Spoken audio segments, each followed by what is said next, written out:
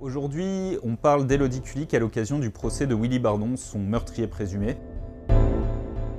Élodie Kulik, c'est une jeune banquière de 24 ans dont le corps a été retrouvé dans un champ à Tertry dans la Somme en 2002. Elle avait été violée, tuée, et puis son corps avait été incendié pour faire disparaître les traces. Mais à l'époque, dès la découverte du corps, les enquêteurs mettent la main sur un préservatif usagé et ils arrivent à isoler un ADN. Ils se disent alors qu'ils vont pouvoir résoudre l'affaire assez rapidement, mais non. Cet ADN, ils vont mettre finalement 10 ans à mettre un nom dessus, à le faire matcher avec un individu, et cet individu, c'est Grégory Viard. Malheureusement, on est alors en 2012, et Grégory Viard est mort. Il est mort en 2003 dans un accident de voiture. C'est une connaissance de Grégory Viard, un homme qui s'appelle Willy Bardon, qui est âgé de 45 ans et avec qui Grégory Viard aurait pu commettre le fait en 2002.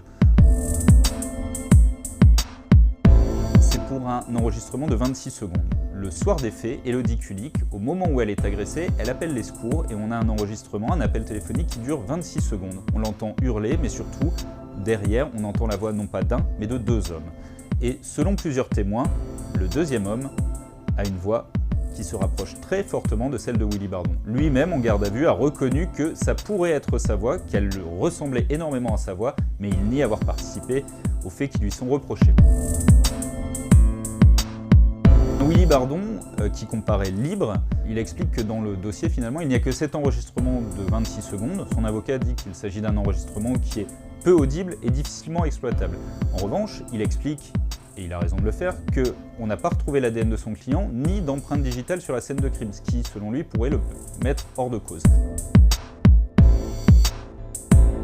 Il y a des risques et il y a des tensions entre les parties civiles et la défense avant même l'ouverture de ce procès. On a prévu 2 entrées dans le palais de justice pour éviter que les gens se croisent, puisque Willy Bardon va comparaître libre, et de l'autre côté, nous allons avoir la famille d'Élodie Kulik, les proches, les amis qui vont s'y rendre. Ça va créer une ambiance assez tendue, un gros dispositif de sécurité est prévu sur place, le verdict est attendu le 4 décembre et Willy Bardon encourt la réclusion criminelle à perpétuité.